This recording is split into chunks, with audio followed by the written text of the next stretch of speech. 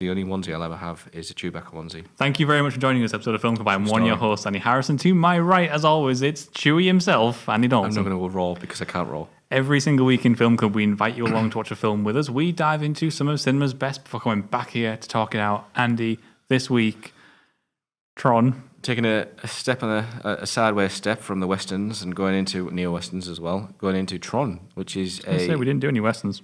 We did neo-westerns, didn't we? To do Tron, which is a kind of like... Just cyber-western. A sci-fi film. One of the most notable sci-fi films. Maybe not out there Influential. in terms of... Yeah, but you don't see it. It's more of a cult film. You don't hear like people like going on about like in the sense of like, oh yeah, Tron like this, where this would do like maybe something like 2001. Anyway, I'll explain what Tron is. Tron is basically Jeff Bridges as the new super next big thing at Encom. He gets fired, then he tries to hack his way in because it's the very secretive master control program. He then tries to have a go at master control with his help from his mates who've written their own programs. Master Control digitizes him and he fights through the games, he fights for his survival, and then he fights towards the MCU. MCU? No, MCP, Master Control Program. MCU is something from work, so the Marvel Cinematic Universe. And that as well. So yeah, Kevin Flynn. And so have you seen Tron before? First Tron? Years ago, and I couldn't remember much. I remember obviously how it happens. I remember the end scene briefly. And I forgot the whole atmosphere and feel of the film. But I watched, which we'll talk about later, Tron Legacy loads because of Daft Punk. But I've only seen this as the once in preparation, I assume, for Tron Legacy. But this is the first time watching it since my many times watching Tron Legacy. So we sat down to watch this. This is the first time I've seen it. Oh, wow. Sat down to watch it, and interesting. Natalie turned around and said, I used to love Tron when I was a kid. Really? Used to watch it all the time, thought it was great. Start watching it, and then things start to happen, and the film occurs, and this film became painful for me to watch. Really? I think that Tron, right, okay, the first one is that... Is it because of the visuals? So, Tron is held up because it was very influential in terms of integrating CGI into a film. In fact, the kind of infamously, Tron was not considered for best effects at the Oscars because they wouldn't allow CGI, would they? Exactly. They didn't think it was which is ironic because nowadays, exactly. So Tron is one of the forefathers of today's type of filmmaking in lots of ways. But obviously, what they were dealing with at the time was limited processing power, which led to the kind of blocky effects that they have going on in the film. Yeah. To their absolute credit, they wrote the perfect script to integrate that type of effect into. Because by making it this sort of cyber future thing that's kind of part video game and part computer processing, it's the perfect world in which to plant those sort of blocky effects. However, there's a big but. And I have a but as well, so I'm interested if it's the same but. For me, it's that this is...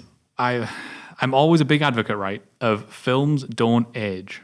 Oh, right, I see. Yeah. You can go back and you can watch a film from the 50s and it's awesome. You can go and watch the Man Who Laughed from the 20s. It's brilliant. You can go and watch Stagecoach from the 30s. And it's absolutely fantastic. 12 Angry Men, who we know has aged 12 Angry Men from the well. 50s? Was that right? Late 50s, yeah. And excellent stuff.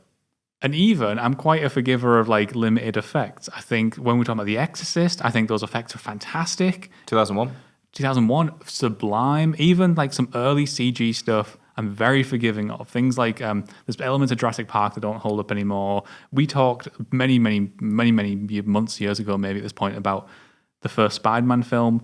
And I think that they had the best intentions. They did very well for what it has. And I think for the most part, if you're willing to have disbelief, you can throw yourself into that world and you can watch it. But I don't think you can with Tron. I really don't think you can with Tron. Okay. I think it looks really bad. And I think that it's very distracting. And I think that even the intentions of what they wanted to do with the effects, they didn't achieve. I know what you mean with the... Some parts of it are amazing to me, but it's the light suits and all that kind of stuff. It's just you have lighting that's well overexposed and stuff like that. You have green screen that flickers. Oh, do you? Because it's a bad key. Oh, right, You know, okay. I don't know this shit. You know, like how when they're in the world and there's like they're not on a set and you can see their outlines like flickering. Oh, yes, okay. Yeah, I did see that. Sorry, yeah, you're right, yeah. Sometimes when you have like this there, sorry, I'm going to fucking... Yeah, exactly. Our terrible green screen that I think is particularly underlit this week. But anyway. Sorry. So there's that. Well, wait, we're keeping the key, the context, the Tron post, aren't we? People don't have proper shadows Okay. when they're keyed onto things. The world is like geographically confusing. And the problem is these bad effects could have been forgiven if they were in a good story. I don't the think story, they yeah. are. So this is my book. So it starts off really well. Apart from that there's a little scene that's a bit odd, which is where Clue is introduced, which I did not know that Clue was in this film, which those who watch Tron Legacy will know Clue. Anyway, and you have this part where it's like going really well, and the light cycles, and that's an amazing scene. The light cycle scene is class. Conceptually stunning. Yeah.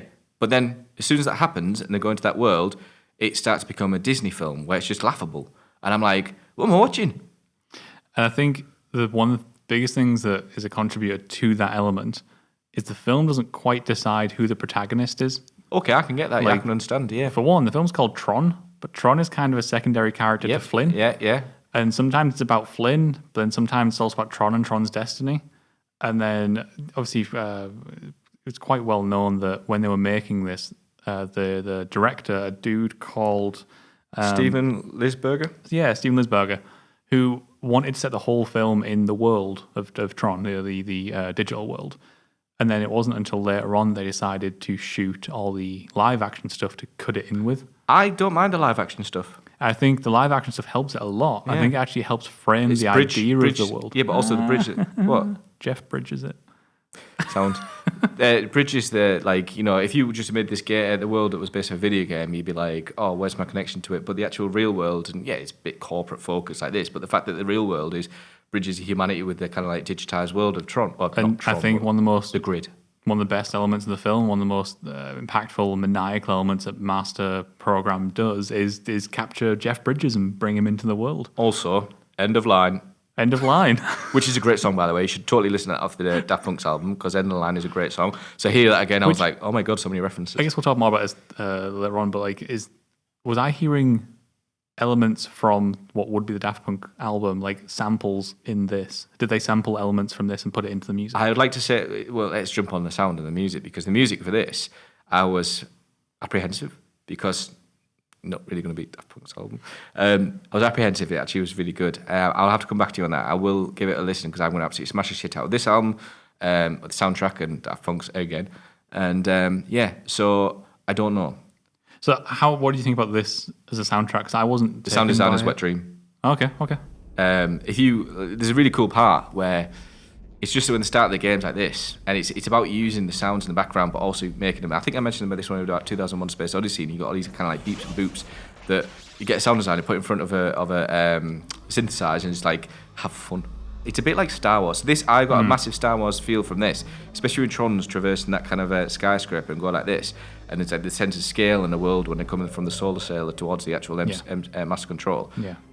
And that part I loved. That was the part of Disney I loved. It was the comical, goofy elements, like the little bit and going, yes, no, not really. That part I didn't really like. But I think they clearly took a lot of influence from Star Wars across the board. But in a good way. In a good way. Yeah. I think they'd clearly seen what Star Wars achieved. And to be fair, it was only 2 years after. Star Wars, what, 79? No, 77. Sorry, 77, so 5 years after. My 5 apologies. years later. They clearly saw Star Wars and went, Of course it was, yeah. we could do something really cool with effects, and kind of dove headfirst into this. It's a film that took a lot of influence from what had come before it, like in Star Wars. It's a film that actually led a lot to the industry going forward.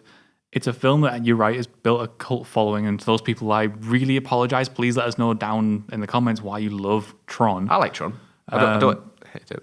And for me, it's one of those really rare examples, and I mean really rare. If you go back through our like catalog, I'm the only person who says a film can stand up if you watch it in context. And this is a film for me has aged. It's aged, but I still like it. Performances, you can't deny Jeff Bridges just being a cool 70s kind of like bloke. And then you got what's his name, Bruce Boxing there. I can't pronounce his name. Don't know. Boxing there. Yeah, okay, so it's hard to talk about this without actually talking about Tron Legacy, because I feel like... Books, right? Okay, thank you. I've seen so much Tron Legacy, and now seeing this, I'm like, I can see the influence everywhere, and I can see the characters, and I can see what they built up from. If you look at it from the point of view of like somebody in 1982 who hasn't seen this yet, and you walk in and they're conceptually super cool, like they said earlier, light cycles, excellent idea. Yeah. The game they play where they're bouncing the ball off the ceiling and stuff, awesome thing. The whole the light up discs that they use to throw stuff around, really cool, and I can see how it could capture a young audience's imagination. For me, it's not in a great package though. I'll agree, it's not in a great package, but an enjoyable one for me. And then, so there is Tron. You can let us know what you thought of Tron down in the comments below, and if you are a Tron lover, like I said, please let us know why Tron is excellent. But Andy and I are going to be back once again next week, where we're going to take a look at a film that we've been kind of hinting at the entire episode, because we want to go and have a watch of Tron Legacy. And also, please, if you have the time, just listen to the Tron Legacy soundtrack. And then if you have the time, listen to the remix version of the Tron Legacy soundtrack, because what Daft Punk have achieved is incredible. And then go listen to Discovery and just have a Daft Punk marathon. Until then, get watching. I can't wait for next week, mate. I'm looking forward to it.